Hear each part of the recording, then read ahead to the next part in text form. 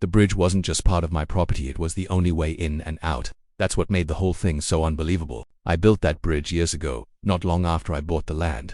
The property sits on the far side of a narrow but deep creek, and without that crossing, it's basically cut off. When I first moved in, there was nothing there but an old, rotting structure that looked like it hadn't been used in decades. I tore it down, got the proper permits, hired professionals, and built a solid, reinforced bridge that could handle trucks, equipment, anything I needed. It wasn't just for convenience, it was access, it was necessity, and for years no one had a problem with it. Then the development started. About a mile down the road, construction crews came in and cleared out a massive stretch of land. Within a year, houses started going up.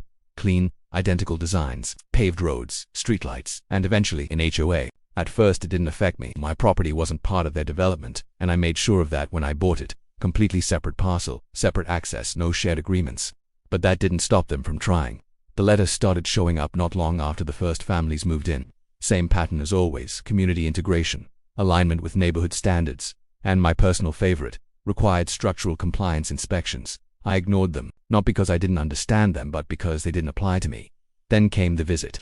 She showed up one afternoon without warning, mid-40s, overly confident, clipboard in hand like it gave her authority over everything she could see. "I'm here regarding your bridge," she said, not even introducing herself. I leaned against the railing and looked at her. "My bridge?" "Yes," she replied. "It doesn't meet HOA safety standards." I actually laughed. "This property isn't part of your HOA," I said.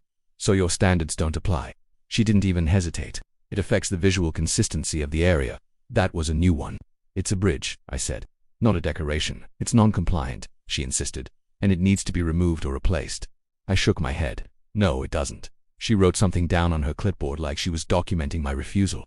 "You'll be hearing from us," she said. I watched her leave, already knowing this wasn't over. Over the next few weeks, the letters got more aggressive. Warnings, deadlines, threats of corrective action if I didn't comply. I didn't respond, because again, there was nothing for me to comply with. Then one morning I left the property to run some errands. Everything was normal. The bridge was fine, solid as ever. When I came back a few hours later, it was gone. Not damaged, not partially removed. Gone. In its place was nothing but broken supports and fresh debris along the creek bank. Tire tracks led away from the scene, heavy equipment. For a moment, I just sat there in my truck staring at it, trying to process what I was looking at. Because there's bold and then there's this. They hadn't just overstepped, they had completely crossed the line. I got out and walked up to the edge, looking down at what was left. The structure had been cut clean in sections and hauled off. This wasn't vandalism, it was planned, organized, deliberate. I didn't even need to guess who did it. About 10 minutes later, I had my answer anyway. A white SUV pulled up behind me. She stepped out like she had just finished a job well done. "We took care of the violation," she said, like she was expecting gratitude. I turned slowly to face her. "You tore down my bridge," I said. "It was non-compliant," she replied. "We gave you multiple notices. That bridge is the only access to my property." She shrugged. "You should have addressed the issue when we gave you the chance." For a second, I just looked at her, trying to figure out if she really understood what she had just done. "You realize," I said slowly, "that you just destroyed private property. It was necessary for community standards." She said. That's when I knew talking wasn't going to fix this, so I nodded once. "All right," I said. "You handled it your way." She crossed her arms, clearly expecting an argument, maybe even a reaction. She didn't get one. "Good," she said. "I'm glad we understand each other." "Oh, we do," I replied. She left shortly after that, probably thinking the situation was resolved. It wasn't, because here's the part she didn't think through. That bridge didn't just serve my property. It also happened to be the only practical crossing point for that entire stretch of land, including the back-end access road her HOA relied on for maintenance, deliveries, and emergency overflow routes. They didn't use it often, but when they needed it, they really needed it, and now it was gone. I made a few calls that afternoon, not angry ones, not loud ones, just the right ones. By the next morning, things started to shift.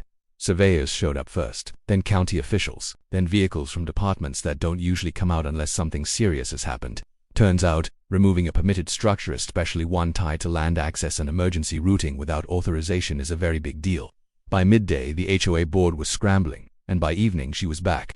Same SUV, same clipboard, very different attitude. "There seems to have been a misunderstanding," she started. I didn't say anything. "We weren't aware the bridge was tied to county access routes," she continued.